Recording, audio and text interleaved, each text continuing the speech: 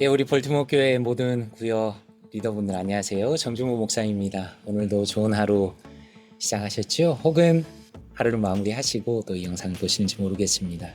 먼저 진심으로 감사드리는 것은 지금까지 우리 구역 리더분들께서, 구역장들께서, 또 우리 권사들께서 참 마음을 써주신 덕분에 우리 볼티모어 교회의 분위기가 참 좋아졌습니다. 성도님들이 서로 사랑하고 또 서로 아껴주면서 이렇게 돌보는 모든 분위기가 우리가 함께 기도하고 또 구역 모임에 마음을 쓰고 또 함께 노력한 덕분이에요. 모든 것은 하나님의 은혜이다라는 생각이 듭니다. 5월은 참 바빴지요. 여러 가지 교회 행사도 있었고 또 예배 드리는 데 집중하는 그런 한 달이었습니다. 그리고 이제 6월이 되어서 우리 구역 예배 또 말씀 나눔 함께 하게 되었습니다. 오늘 간단하게 설명드리면서 어떻게 우리 6월에 구역 모임 진행할지에 대해서 말씀드리겠습니다. 타이틀을 보면 2025년 6월 볼티모어 교회 구역 예배 말씀 나눔이라고 되어 있죠. 우리가 늘 하는 것처럼 시작 기도가 있고요. 또 찬송을 들으면 되겠습니다. 제가 참 좋아하는 찬양인데 아마 우리 성도님들께서도 정말 좋아하시는 찬양일 거예요. 지금까지 지내온 것 찬양하고, 그리고 대표 기도는 구역원 중에 하시면 되겠습니다. 그리고 말씀은 구역장에 해주시면 됩니다. 이 말씀은 저희가 지금까지 한 것처럼 특별히 많이 설명을 안 하셔도 괜찮습니다. 그냥 쭉 읽어주시고 혹은 돌아가면서 한 번씩 읽은 다음에 이렇게 하나님의 말씀입니다. 그리고 우리가 함께 이렇게 가기를 원합니다. 이렇게 진행하시면 딱 좋겠습니다. 오늘 우리가 함께 보신 말씀은 에스겔 11장 19절입니다. 제가 나눠드리는 용지에는 이렇게 하이라이트가 쳐져 있지 않지만 제가 이제 PDF 화면을 보면서 우리 구역 인도자분들께 말씀드리기 위해서 하이라이트를 했습니다. 11장 19절에 보니까 내가라고 말씀합니다. 내가 하나님께서 그들에게 한 마음을 주고 그 속에 새 영을 주며 그 몸에서 돌 같은 마음을 제거하고 살처럼 부드러운 마음을 주어라고 말씀합니다. 참 은혜가 되는 말씀이죠. 돌 같은 마음을 제거하신다. 우리 믿지 않는 분들 만나면 어떻습니까? 저도 지금 이 말씀을 보면서 생각해 보니까요. 정말 이분의 마음은 돌처럼 딱딱하구나 라는 분들이 많았습니다. 그리고 지금 교회 나오지 않는 분들 중에도 그런 분들이 계시죠. 그런데 하나님께서 그렇게 하신다.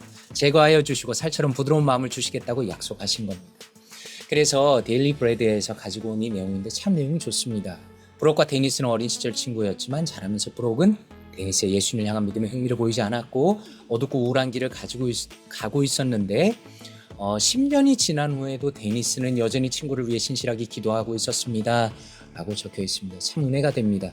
사랑하는 우리 구역 인도자분들, 그리고 이 영상을 보시는 성도님들은 기도하고 계신 분이 계십니까? 어쩌면 사실 제가 부임하고 나서도 목사님 이분을 위해서 기도해 주십시오. 이분이 참 돌아와야 됩니다. 이런 분들도 계셨고요. 제가 직접 신방한 분들도 있습니다. 그런데 만나보고 연락해 보면 아직도 마음이 닫혀 있는 겁니다. 여러 가지 이유가 있죠. 교회에서 상처받았다. 나는 교회 더 이상 나가고 싶지 않다. 예수님에 대한 믿음이 적어졌다. 교회를 왜 나가야 되냐? 아주 다양한 이야기를 듣습니다.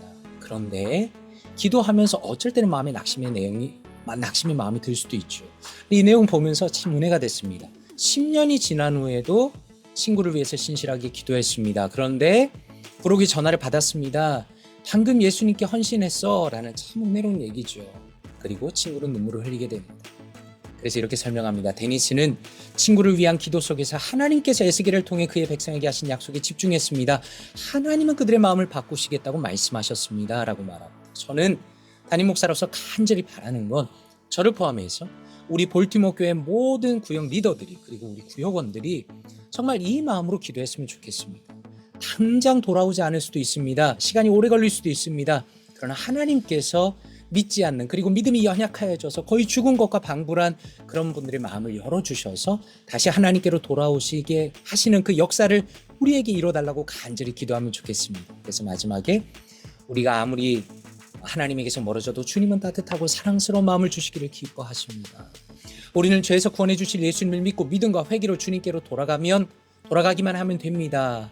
우리가 하나님께 돌아가면 됩니다. 그리고 많은 사람들이 아직 우리 주변에 믿지 않는, 그리고 교회를 떠나 있는 사람들이 다시 돌아오기를 간절히 기도하고 그 마음으로 우리 구역 모임이 마음이 모아졌으면 좋겠습니다. 그런 마음으로 이 내용을 넣었는데요. 같이 읽으시면서 또 기도하실 때 우리가 주변에 그리고 혹은 지금 교회 돌아오지 않은 사람들이 있다면 그들을 위해서 기도하는 우리가 됐으면 좋겠습니다. 저도 마찬가지고요.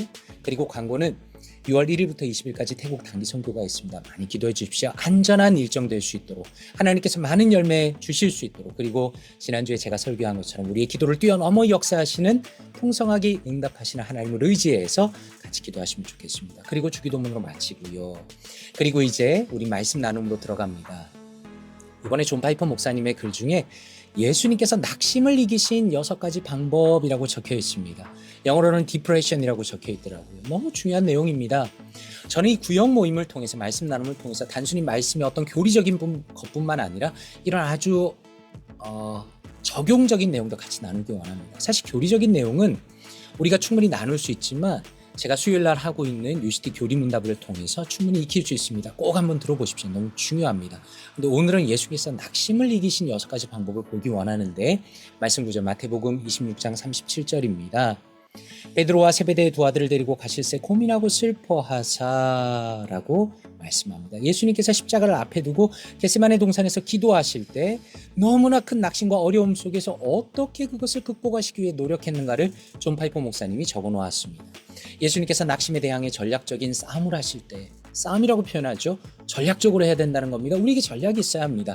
우리가 어떻게 이 낙심한 마음을 이겨낼 수 있을 것인가 물론 쉽지는 않지만 성경적인 원리를 따라서 이겨내고자 하는 그 내용을 다루는 거죠. 1번 예수님께서는 몇몇 친밀한 제자를 택하셔서 자기와 함께 있게 하셨습니다. 예수님조차 혼자 계시지 않았다는 걸 주목할 필요가 있습니다. 마태복음 26장 37절 베드로와 세베대의 두 아들을 데리고 가실새 같이 있었다는 겁니다. 믿음의 사람들, 신뢰할 수 있는 사람들, 함께하고자 하는 그 사람들과 심지어 예수님도 함께 계셨습니다. 그렇기 때문에 우리가 낙심하지 않기 위해서 내가 혼자 있어서는 사실 그것을 이겨내기 어렵죠. 그래서 많이 만나줘야 되고요. 많이 만나야 하고요. 믿음의 이야기들이 나눠야 합니다. 그리고 2번, 그분은 자신의 마음을 그들에게 여셨다. 내 마음이 매우 고민하여 죽게 되었으니 예수님께서도 친히 제자들에게 자신의 어려운 상황을 말씀하셨죠. 마치 이런 것처럼 우리도 마찬가지입니다. 우리의 마음을 내어놓고 나를 위해서 기도해 주십시오. 저는 이런 부분들이 어렵습니다라고 서로 쉐어하는 것은 아주 중요합니다. 3번째, 그분은 낙심과의 싸움 가운데 제자들의 기도와 동참을 요청하셨습니다. 예수님은 혼자서 기도하시지 않았습니다. 너희들은 아무것도 하지 말고 내가 다 기도한다 그렇게 하지 않았고요. 기도와 동참을 요청하셨습니다. 너희는 여기 머물러 나와 함께 깨어있으라. 정말 안타까운 건 제자들이 그렇게 하지 못했다는 겁니다. 4번째, 그분은 기도 가운데 아버지께 자신의 마음을 쏟아냈습니다. 기도를 요청한 다음에 아버지께 나가는 거죠. 내 아버지여 만일 할만하시거든 이 잔을 내게서 지나가게 하옵소서. 39절입니다. 이 말씀은 예수님의 인간으로서의 고통을 보여주는 겁니다. 단순히 고통 때문에 문제가 아니라 그것을 넘어서서 십자가라는 것은 아버지 하나님과의 영원한 단절, 그 순간만큼은 단절을 의미하는 것이기 때문에 그것이 너무나 고통스럽고 감히 예수 그리스도께서 상상할 수 없을 정도의 끔찍한 일이기 때문에 아버지 만일 할만하시거든 이 잔을 내게 지나가게 해주십시오라고 기도하는 겁니다. 그런데 이렇게 마음을 놓고 기도하시면서 내어놓고 기도하시면서 그 기도의 마지막은 어떻습니까? 5번, 그분은 하나님의 주권적 지혜 안에서 영혼의 평안을 누렸습니다. 그러나 나의 원대로 마시옵고 아버지의 원대로 하옵소서. 너무나 중요한 말씀이죠. 우리가 서로를 위해 기도하면서 우리의 낙심한 마음을 놓고 기도하면서 하나님께서 이 문제를 해결해 주실 것을 믿습니다. 그러나 나의 원대로 마시고 이것이 해결되기를 원하지만 지금 당장 이루어지길 원하지만 하나님의 뜻 가운데 인도해 주십시오라고 나의 상황을 뛰어넘어서 하나님께서 내 인생을 붙들어 주신다는 그 확신 가운데 이것을 이 기도를 통해서 그리고 이 모든 과정을 통해서 우리의 마음의 평안을 누릴 수 있다는 거죠. 그리고 6번, 그분은 십자가의 저편에서 십자가 넘어서 자신을 기다리고 있는 영광스러운 장래의 은혜의 시선을 고정시키셨습니다.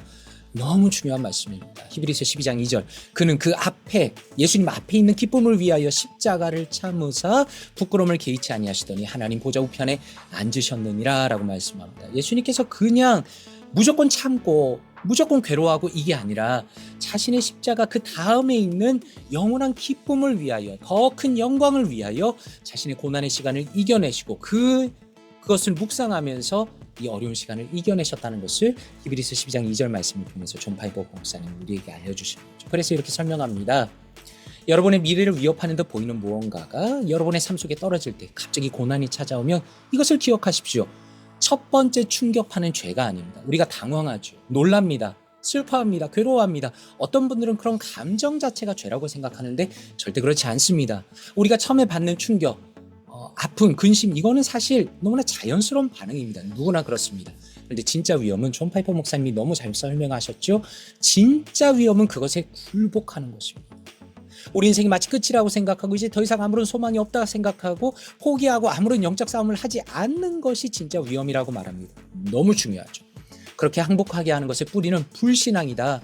장래의 은혜에 대한 믿음의 싸움에서 패배하는 거다. 하나님께서 우리에게 어떤 선한 것을 이루어 주실 것이라는 그 미래의 은혜에 대한 믿음의 싸움에서 패배하는 거라고 말합니다.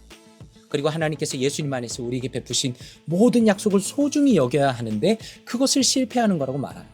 첫 번째 반응은 얼마든지 우리가 낙심할 수 있겠으나 거기에 완전히 굴복하는 건 우리의 영적 싸움을 실패하는 거라고 잘 얘기해 줍니다. 그래서 예수님께서는 다른 길을 우리에게 보여주십니다. 다른 길, 우리가 가야 할 길. 고통이 있지만 적극적으로 따라야 하는 길입니다. 지금 여기서 말하는 건 쉬운 길이 아닙니다. 당연히 어렵죠. 그런데 우리가 인생을 포기하고 어려움 속에서 낙심하고 완전히 인생을 접을 거냐 아니면 예수님께서 보여주신 그 길을 따라갈 거냐는 아주 중요한 인생의 분기점을 가르는 겁니다. 이렇게 말합니다. 그분을 따라가십시오. 믿을 만한 영적인 친구를 찾으십시오. 그들에게 여러분의 마음을 열어 보이십시오. 여러분과 함께 깨어 기도하도록 요청하십시오. 아버지께 여러분의 마음을 쏟아놓으십시오. 하나님의 주권적 지혜 안에서 평안히 거하십시오. 그리고 여러분 앞에 놓인 하나님의 소중하고 장엄한 약속이 담긴 즐거움에 시선을 고정하십시오라고 말씀합니다. 정말 프랙티컬하고 정말 성경적이고 정말 아름다운 내용입니다. 자, 그러면 성도님들은 무슨 생각하십니까? 저는요, 이 내용을 정리하면서 바로 그 생각이 들었습니다. 지금 우리 교회가 추구하는 그 구역 모임의 구역 말씀 나눔의 세팅이 바로 이겁니다.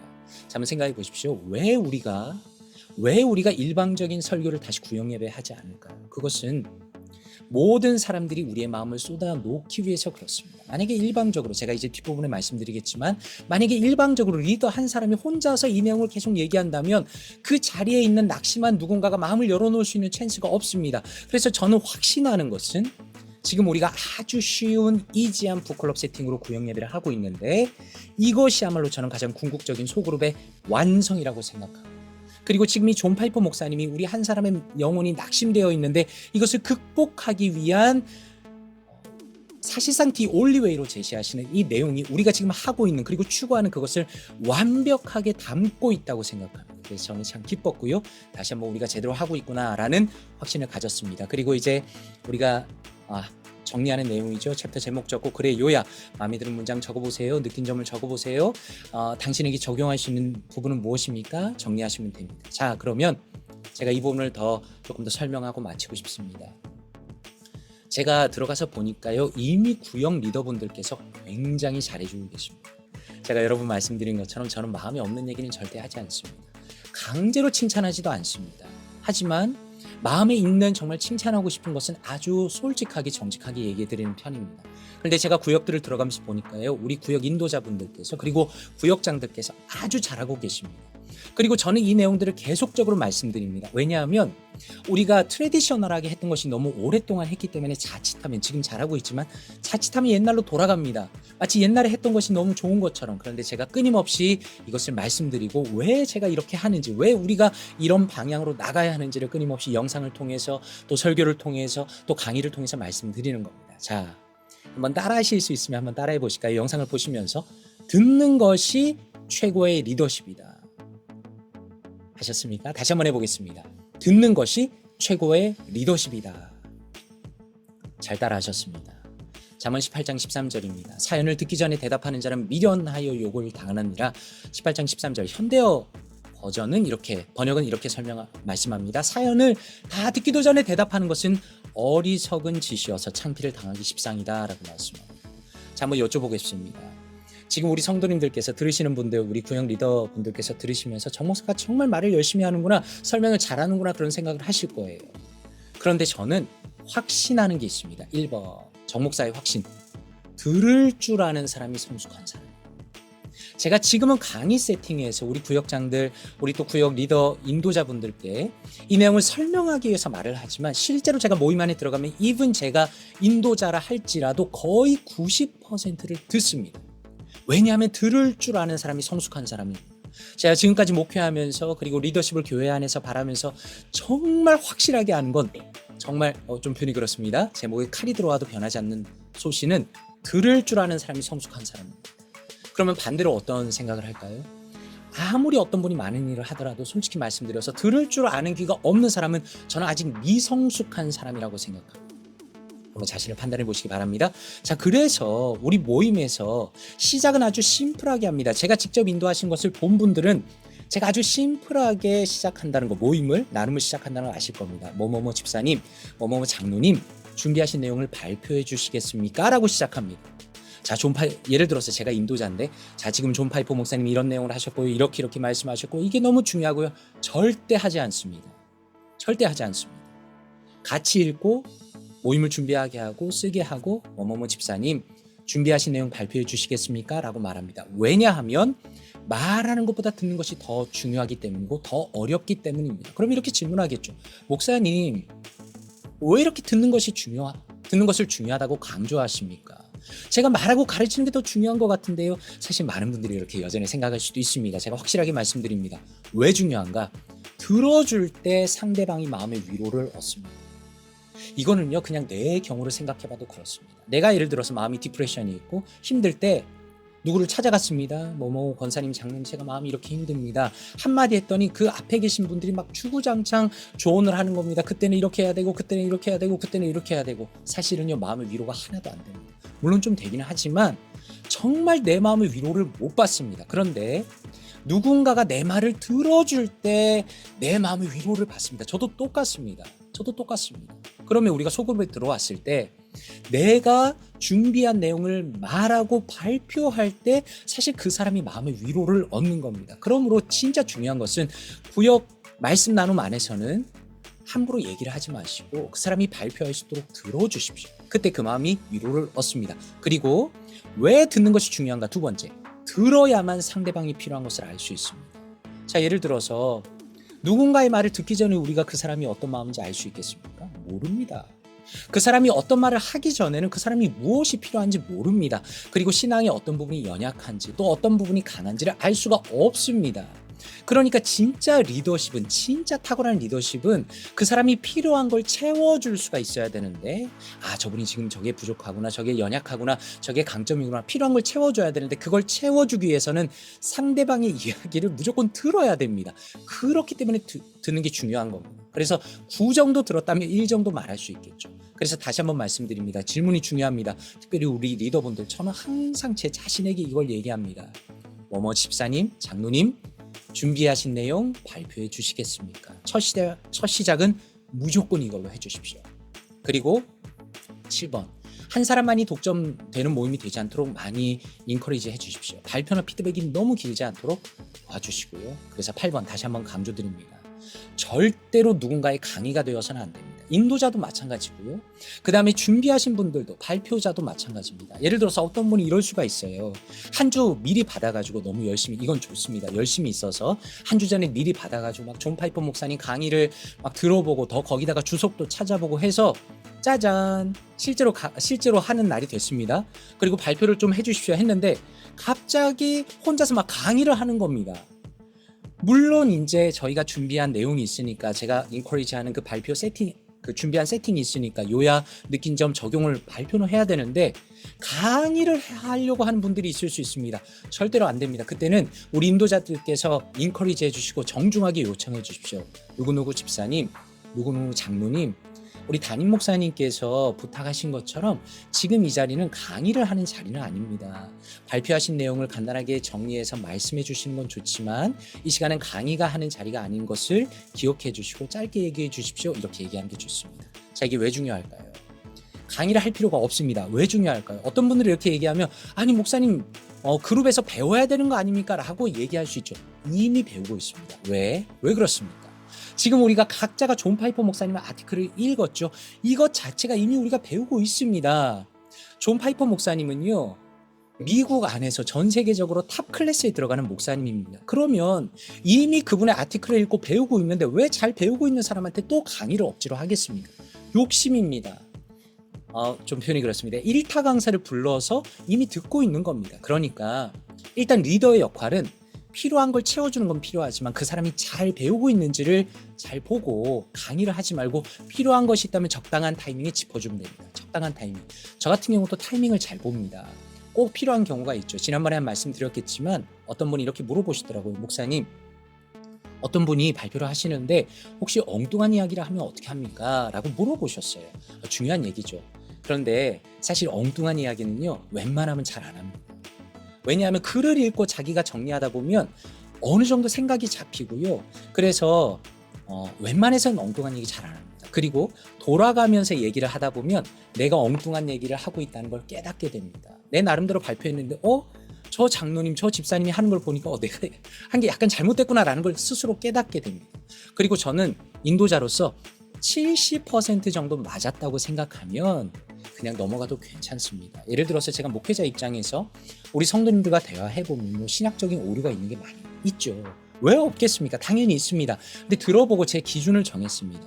70% 정도 맞으면 그분이 성장하고 있는 단계라면 크게 터치 안 해도 괜찮습니다. 그러니까 우리 리더들께서는 잘 들어보시고 우리 발표자가 잘 한 70% 정도 맞다고 생각한다면 특별히 체크 안 하셔도 됐습니다. 그래서 9번, 모든 것을 다 짚어주지 않아도 됩니다. 스스로 고민하는 1차적 과정이 있고요. 또 다른 사람의 이야기를 들으면서 생각을 수정해 나가는 2차적 과정이 있습니다. 이미 우리가 추구하는 볼티모어 교회 그룹의 볼티모어 교회의 구역 말씀 묵상은 이미 아주 성장하는 세팅 속에 있습니다. 그러므로 그렇게 길을 열어주시면 되고요. 정말 필요하다면 한마디 정도로 살짝 거들어주는 것이 진짜 고수입니다. 제가 다시 한번 부탁드립니다. 진짜 고수는 혼자서 강의하는 게 진짜 고수가 아니라 그 사람의 얘기를 잘 듣고 정말 필요한 것 한마디 정도를 거들어주는 것이 진짜 고수입니다. 이미 잘하고 계시지만 앞으로도 잘 부탁드립니다. 자, 제가 마지막으로 하나를 소개해드립니다. 제가 글을 하나 썼는데요. 사실 이 크리스천 북클럽을 어떻게 하는 것이 좋은가에 대해서 공부한 것이 저의 공부이고, 여기에 대해서 성경적 신학적으로 정립한 사람은 사실 미국과 한국을 통틀어서 제가 거의 유일하다고 볼 수 있습니다. 이것은 혹시 자랑이라고 생각하면 들으실 때 용서해 주십시오. 저는 마음에 확신이 있습니다. 어쨌든 지금 우리가 추구하고 있는 방향이 굉장히 성경적인데 끊임없이 교육이 필요합니다.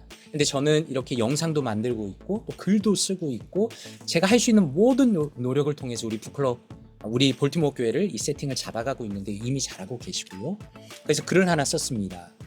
크리스천 북클럽을 위한 심플 가이드를 소개합니다. 아주 심플한 가이드. 이미 제가 계속 설명드리고 해왔던 모든 것을 아주 짧게 적어 놓았는데요. 이 글에 들어가시면 세 가지로 나눠져 있습니다. 크리스천 북클럽은 무엇이며 왜 꼭 해야 하는가? 두 번째, 모임 전에 무엇을 준비해야 하는가? 세 번째, 모임 때는 무엇을 해야 하는가? 지금 보시면 QR코드가 보이시죠? 아주 간단합니다. 셀폰에 이 카메라 앱을 여셔가지고 이렇게 카메라 앱으로 QR코드를 맞추면 링크가 열립니다. 그럼 딱 여시면 제 블로그가 열립니다. 제 블로그가 이 글입니다. 이 글이 딱 뜨는데 크리스천 북클럽을 위한 심플 가이드. 거기에 이 세 가지 글이 링크가 다 걸려 있습니다. 근데 제가 이번에 한 것은 이 세 가지 글을 영어로도 준비해 놨습니다. 제가 보니까 자녀들 중에 혹은 주변에 친한 분들 중에 영어가 훨씬 편한 분들이 있고 영어로 좀 필요한 분들이 계셔서 영어로 준비해 놨고요. 그리고 이 글 안에 들어가시면 맨 위에 팟캐스트가 준비되어 있습니다. 사실 팟캐스트가 뭔지 아직 생소한 분들이 계실 수도 있지만 팟캐스트는 일종의 인터넷 라디오 방송 같은 건데요. 플랫폼이 두 개가 있습니다. 스포티파이라는 게 있고요. 애플 팟캐스트가 있습니다. 다 모르셔도 괜찮은데 스포티파이 계정이나 음악 듣는 그 스포티파이 계정이나 애플 셀폰을 사용하시는 분들은 기본적으로 이 팟캐스트를 들으실 수 있습니다. 들어보시면 완전 강추입니다. 제가 이미 북클럽 모임 하는 분들이랑 나눴는데요. 정말 잘 이해하시고 이미 우리 구역 모임이 다 하고 있는 것이기 때문에 금방 이해하실 수 있을 겁니다. 그래서 제가 바라기는 우리 구역 인도자분들이 제 글을 꼼꼼하게 다 읽어보십시오. 이미 한 내용들을 종합해놨기 때문에 어렵지 않습니다. 꼼꼼하게 읽어보시고 내가 이걸 어떻게 우리 구역 모임 안에서 잘 사용할 수 있을까, 그리고 내가 실제로 모임할 때 어떻게 쓸 수 있을까 많이 고민해 보시고, 그리고 팟캐스트 들어보시고, 그리고 많이 나눠주십시오. 필요한 분들이 많이 있을 텐데 우리 교회에서 이거 하고 있는 거다. 너도, 저는 사실 그런 마음이 있어요. 꼭 우리 교회 안 오셔도 괜찮지만 진짜로 교회의 본질을 회복하기 위해서는 이런 거 꼭 해야 됩니다. 그래서 많이 소개해 주시고 그렇게 하시면 좋겠습니다. 자, 이제 마무리하려고 합니다. 정말 너무 감사드리고요. 저는 지난 시간들을 돌이켜보면 이제 제가 거의 7개월이 지났는데요. 우리 구역 리더분들께 또 구역 장님들께 진심으로 감사드립니다. 만약에 우리 구역 리더들의 모임 도움이 없었다면, 그리고 함께 동역하는 것이 없었다면 어떻게 우리가 이렇게 하겠습니까? 저는 진심으로 감사드리고 수고에 감사드리고, 저는 우리 볼티모어 교회의 미래가 너무나 밝다고 생각합니다. 그리고 활짝 열려 있다고 생각합니다. 그리고 그 과정 속에서 저와 우리 사랑하는 구역 인도자분들의 역할이 너무나 중요합니다. 많이 기도하시고요. 또 기대감을 가지시고 이번 주에 구역 인도자 모임에서 뵙겠습니다. 감사합니다. 정진모 목사였습니다. 평안한 밤 되세요.